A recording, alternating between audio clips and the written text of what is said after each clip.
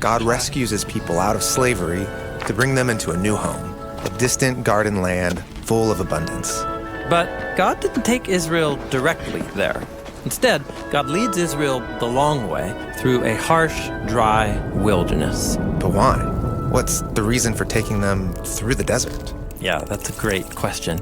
Let's explore the biblical theme of the wilderness. So here's something interesting. The story of the Bible begins in a lifeless, empty wilderness. But then, God's life causes a spring of water to flow up out of the dry ground. From that fountain, God plants a garden. A garden full of God's own life. And then, outside the garden, God forms the human from the dust of the wilderness. And God places humanity in the garden. Right, so they can be connected to God's life. However, to stay close to God's life, humans need to learn how to succeed in the garden, which, we're told, means listening to God's voice. But there's another voice in the garden. Yes, the voice of a deceiver, saying, God cannot be trusted.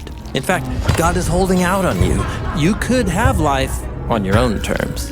And the humans listen to that voice. And as a result, they end up out in the wilderness. So the wilderness represents the tragedy of being disconnected from God's life. Right. Now, throughout the Bible, different characters end up in the wilderness for different reasons. Sometimes it's a result of their own decisions. Like when Moses murders an Egyptian, and then he has to flee into the wilderness. But the wilderness can also be the result of other people's bad decisions, like Hagar. She's abused and so escapes into the wilderness. But in both stories, God comes to meet them in the wilderness and provide for their needs. God meets Hagar at a well and promises a blessing for her family that will last through generations. And God meets Moses in the wilderness and prepares him to lead his people out of slavery. Okay, so we're back to our first question. When Moses leads Israel out of slavery, why take them through the wilderness instead of straight to the land of promise? Well, Israel had not yet learned to trust God with their very lives. And so God led them into the wilderness for a time of preparation. Preparation? Well, the wilderness is really harsh.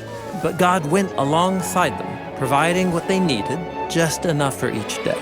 Why so little? Well, God was teaching them to trust that He would show up for them every day.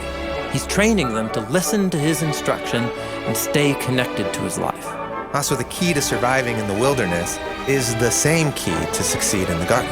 Yes, the wilderness can be a place to practice being garden people. Okay, but the intensity of the wilderness was too much for Israel. Most of them didn't listen to God. Some even wanted to go back into slavery. And they were left behind in the wilderness. So it was the younger generation, those who were raised in and formed by the wilderness. They had become ready to enter into the garden land. And when they first entered the land, their trust in God was strong. But it didn't last. Soon the Israelites began to imagine that the goodness of the land came from their own wisdom and strength, or as a gift from other gods. They forgot the God who provided everything. And this led to idolatry and violent injustice, and ultimately their exile back into the wilderness. So the biblical story is pretty pessimistic. Humans fail in the garden, but we also fail in the wilderness. But God stays committed to His purpose to bring humanity into the garden. And so God meets us in the wilderness again, but this time in a new way. Early in the life of Jesus, He spends 40 days fasting in the wilderness. And there, He replays the wanderings of His people. He was tempted by the deceiver to stop trusting God and to seize life and power on his own terms. But where Israel and all humanity failed, Jesus succeeded by trusting His Father and listening to God's voice alone. And then, Jesus went around announcing the arrival of God's kingdom and life, giving gifts to people who were in their own kind of wilderness.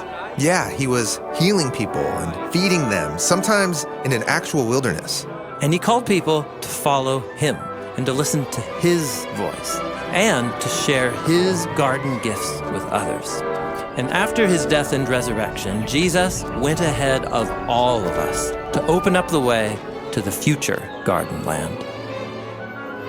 But we're not in the land yet. In a sense, we're like Israel now, wandering through the wilderness, which is often harsh and dangerous. But Jesus promises to be with us, not necessarily giving us what we want, but what we need. And as he gets us ready to inherit the garden land that God has in store, he invites us to trust and to listen and follow and to practice being garden people in the wilderness.